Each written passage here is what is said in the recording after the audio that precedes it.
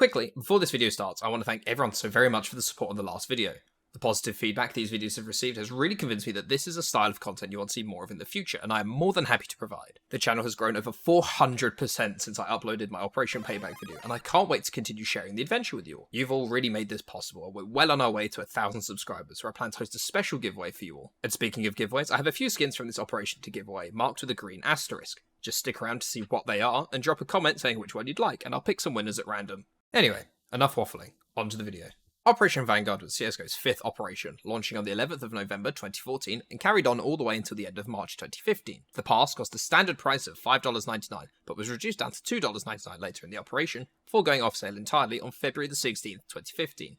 Operation Vanguard brought with it some changes to gameplay, mostly quality of life stuff, but also added 6 new maps with the 7th added in later on. There was no new Operation collections other than the Operation Vanguard case, and the weapons journal carried over from Operation Breakout, but this time it had a couple of tweaks to it. Operation Vanguard also brought quite a lot of love for the lesser played game modes, such as Arms Race and Demolition. For Arms Race, this was the update that added St. Mark, Lake and Safe House into the Arms Race map pool, alongside pre-existing maps such as Baggage and Monastery. Furthermore, it disabled friendly fire, reduced how many levels it took to get the golden knife down to 16, and overall just changed how a lot of the weapon progression worked. The major change to Arms Race though was that the lead player, or whoever was the highest level on both teams, would now glow and be visible after attacking someone. And this wasn't just a little glow, not at all. You could see them straight through the walls, giving everyone in the game an effective wall hack. For Demolition, it got a relatively small update, disabling friendly fire the same as Arms Race, but also adding in D-Short Dust into the Demolition map pool, alongside pre-existing maps such as D-Bank. Deathmatch also saw a change, making it so you could no longer penetrate teammates when friendly fire was disabled. On to the meat and potatoes of this operation, the maps. There were 6 community-made maps bundled with Operation Vanguard, and these were free to everybody, meaning you didn't even need to buy an Operation Pass to play. The first map we'll cover is D-Bazaar by Skybex. Now, this map holds a special place in my heart as this was the very first Counter-Strike map I ever played. I got my first PC around this time, and after being convinced by my friends to buy CSGO, I downloaded it and booted into this map, forever changing the course of my personal history. The map is set in Pakistan, in a rather aptly named Bazaar. It's a rather boxy map, but clearly a Counter-Strike map through and through. Random cluster about the place to use as cover, a square bomb site, but I always found mid and B to be very unique. Mid is interesting because despite being a straight line, there's various alleyways and grooves people can pop out from and take you by surprise. Bombsite B is arguably Bazaar's most famous area. It features a rather interestingly shaped courtyard where the plant area is tucked away in the corner, and there's varying height and plenty of wallbang spots. Overall, a really well made map, but one that's definitely stuck in 2014, and that's not necessarily a bad thing. For me, it perfectly snapshots what CSGO was like back then. The next map included was D-Season, but not this D-Season. This version of D-Season, made by Ted and F. Pone. Now, Season had been around for a while as it was a fan favourite for Counter-Strike Source, but was lovingly recreated from the ground up. The map is now set in Japan, in a bio-research facility which explains all the greenery around the place. I've personally always loved the look of this version of Season. Everything is so clean and so sterile, but perfectly blends both the white and green into every nook and cranny of this map. You'll notice the map is actually subtly colour-coded too. The B side of the map features mostly orange details, whereas the A side of the map is more green. It's a great little feature to help familiarise new players with which area of the map they're in. This map was truly stunning, and for a long time people thought it would stay after the operation, much the same way that Cash had made it into the game permanently. But sadly, that wasn't meant to be Season's fate. Let's just hope that Valve has plans for it in the future. Facade is a map made by Top Hat Waffle and Max Giddens and is set in a warehouse complex with many buildings, somewhat resembling Nuke and Assault. The map itself is very large, but feels very solid to play. The angles mostly make sense, and the map itself features a fair amount of verticality. Interestingly enough, however, despite the map's rather large stature, the bomb sites are absolutely tiny. Personally, I really enjoy the gameplay around the A bomb site, but the B bomb site feels far too large and oversized with some rather unusual angles and places to hold. Overall, I think the map is alright, maybe a little oversized, but it definitely wouldn't hold up in the same way that some other maps would in the current map pool. The final Diffuse map to initially cover is D-Marquis, and what an interesting map this is.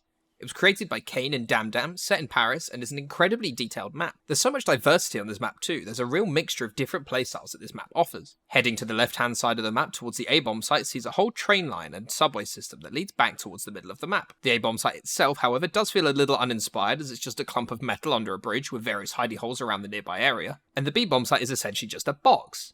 But it's a really cool box because it's situated in the subway. I love the dingy atmosphere of the bomb site, and realistically, because it's so small and relatively linear, you're able to hold the bomb site almost entirely solo. I think this map is a really detailed and beautiful map, but sadly the bomb site design does let the map down quite a bit. Moving swiftly onto the hostage maps, we have 2 absolute bangers, but we'll start with CS Back Alley. Now, Back Alley was a map initially created by a bloke named Jamie McTaggart back for CS 1.6 while he worked with Barking Dog Studios. Yep, the very same Barking Dog Studios that employed the guy behind D-Train, Christopher Mayer, or Cancer Boy as he was known in-game. Getting back to this iteration of Back Alley, however, it was actually remade for CSGO by H. Grunt, the very same guy who had previously remade CS Thunder. I personally really enjoy the fresh take on these maps that H. Grunt has made, as they feel very modernised, and the remakes have also helped freshen up the gameplay and set them apart from how the maps were played back in CS 1.6. Furthermore, I really enjoyed the overall aesthetic of this iteration of Back Alley, and actually used heavy visual inspiration from this map in my time making maps for CSGO. This is the CT spawn for one map I could never quite get right, D-Redux. And this is the CT spawn for Back Alley. As you can see, very inspired. If you've seen my last video on Operation Breakout, which if you haven't, I'll pop it in the top right corner up there for you, but you'll know I love maps set at night, and to further add to how much I enjoy this map, I love maps set in urban and rundown areas, and this map hits the nail on the head perfectly. A majority of the map actually takes place inside the buildings, as most are accessible, and this is where the hostages are found. The visual direction this map has taken really helps make the map feel like a real place, especially with the roads and access routes around the edges of the map, and the accessible air vents that aren't horrendously long and allow for short trips in or out of the first floor of this building. Overall, I really enjoy Back Alley. I think it's a brilliant reimagining of the original map that feels distinctly unique and really sets itself apart from other hostage maps. Finishing up and rounding out the initial set of maps is CS Workout, created by Skybex. It's another map that's appeared in the game several times over the year, most recently in April of 2019. It's a basic map sporting simple geometry and an excellent sense of scale. A bright and relatively modern looking map as well, especially compared to what we were used to in CSGO, with many of the older maps just being ports from Counter-Strike Source. Despite the architecture of the map being rather cool, I think the map fell short to the same problem as a lot of older CSGO maps did, being a bit too big with not enough detail. I think the children's play area of this map is a particularly egregious display of this. The rooms are literally large boxes with not an awful lot of detail in, but despite that, I do think that this exterior area is very uniquely designed. I wish that the newer version of Overpass actually took more inspiration from this for its park design. Furthermore, it's believed that this map is set in London, making it one of very few maps to be set in the UK. Rather deceptively, Workout wasn't actually the last map to be featured in Operation Vanguard. That award goes to the ever-loved D-Train. The map was updated in December of 2014, giving way to a brand new version of Train, built from the ground up by Valve, and this drastically altered the way the map was played, as there was many changes when compared to the ported source version. Bomb sites were moved, entrances to courtyards were altered, and the entire map even changed location from generic train yards set somewhere in America to a heavily Russian-themed map. You could no longer duck under the trains, the map was given an incredible amount of detail, especially for 2014, and unknowingly to Valve they signed a silent contract to overhaul a significant portion of the older maps that were perhaps no longer up to snuff with the ever-changing landscape of gaming. Realistically, I expect most of you to recognise and be quite familiar with this version of Train, but as the years go on, that familiarity will fade. Especially as during the time it's taken me to make this video, Train has been re-released in CS2 and with another facelift nearly 10 years later. Further elaborating on the ideas put forward during Operation Breakout, the Operation Coin progression kept the mission system, but elaborated and evolved the ideas significantly. Unlike Operation Breakout, where the missions would be dropped in-game like weapon skins or cases, they were merged with the Operation Journal, providing a clear path of progression. Furthermore, instead of simply finishing your missions to upgrade your coin, you had to progress down a set path which rewarded you with stars, which is in turn what determined what level of coin you would get. To get the bronze coin, like any other operation, all you had to do was redeem the Operation Pass. To progress to silver, you'd need to obtain 3 stars, and to progress onto gold, you'd need 4 stars. This was made much easier, however, by the introduction of paid DLC to your operation. That's right, now you get a paid DLC for your paid DLC. How meta. These small DLCs were called Maghreb and Eurasia Theatre and cost just $2.99 each. They provided you with 2 more alternative campaigns, of which to unlock stars or rewards. It is worth noting that you were only able to complete 2 missions a week originally, one from the default Vanguard campaign and one from the secondary Weapon Specialist campaign, both given to you when you redeemed the pass, but this increased to 4 missions per week once you'd got the DLC, one from each campaign. Ultimately, the coin progression was well and truly streamlined compared to what we'd had prior, and you knew exactly how far you were from progressing your coin. I'm also a big fan of the reward after every mission idea, as it really incentivized people to come back and play every week. Also, if you'd not done a mission for any reason during the week, they stacked so you'd be able to complete 2 missions the following week, as so not to leave you behind. Expanding further on the Operation Journal, it had some nice changes compared to Operation Breakout, other than just the introduction of the campaigns. Like before, it had a page that displayed your personal information from your time during the operation, but also had the campaigns, a friend leaderboard so you could see how you stacked up against your friends, and a nice map overview that introduced you to all the new maps included within the operation. I'm personally a big fan of this, and actually wish we had something like that now in order to help new players get a feeling for the map before they boot it up for the very first time. Similarly to Operation Breakout, any stats from your Operation Journal were stashed on your coin, forever immortalized in your inventory, as modelled by endpoint player Surreal. Unlike previous operations, there is only one new skin collection released during Operation Vanguard, being the Operation Vanguard case, which was limited exclusively to Operation Vanguard pass holders. The case featured 14 community-made weapon skins and the original knives and the original finishes. Starting in mil-spec, we have the G3SG1 Murky, the UMP45 Delusion, the MP9 Dart, the 5.7 Urban Hazard, and the Mag7 Firestarter.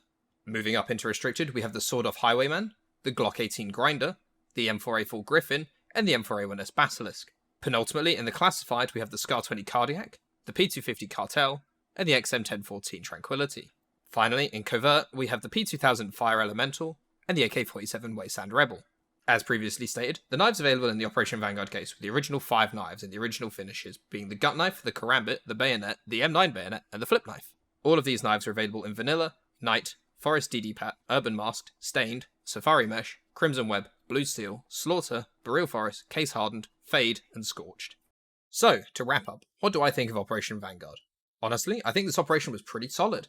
Not quite up to the same groundbreaking standard as Operation Breakout, and definitely not quite as innovative, but it did finalise the Operation Star system that we soon become accustomed to, while improving a lot of the smaller ideas around the Operation Journal and just generally how the operations work. I'm a big fan of the way the journal has more of a purpose this time round, other than just to track stats, such as map introductions I mentioned earlier. I think the missions being map dependent is also a really cool idea, forcing people to play a variety of maps in a variety of game modes. It did lead to a bit of a lull in the game modes when they weren't being actively used for missions, but after a few weeks when enough people had a backlog of missions to complete, this did sort itself out somewhat. So, what would I rate Operation Vanguard? Honestly, I think it's the bare minimum that an operation should have strived to achieve. Not every operation could be as groundbreaking as Breakout, but I think Operation Vanguard ultimately did a good job at following on from Breakout, and for this reason, I'll rate Operation Vanguard a high B tier. If you've enjoyed this brief look back at Operation Vanguard, please consider subscribing so you don't miss any future Operation videos, and please let me know in the comments, what was your favourite map introduced in this update? Personally, mine was CS Back Alley, due to most of the reasons I've already mentioned in this video. Don't forget to check out the rest of the videos in this series, and most importantly, thanks for watching.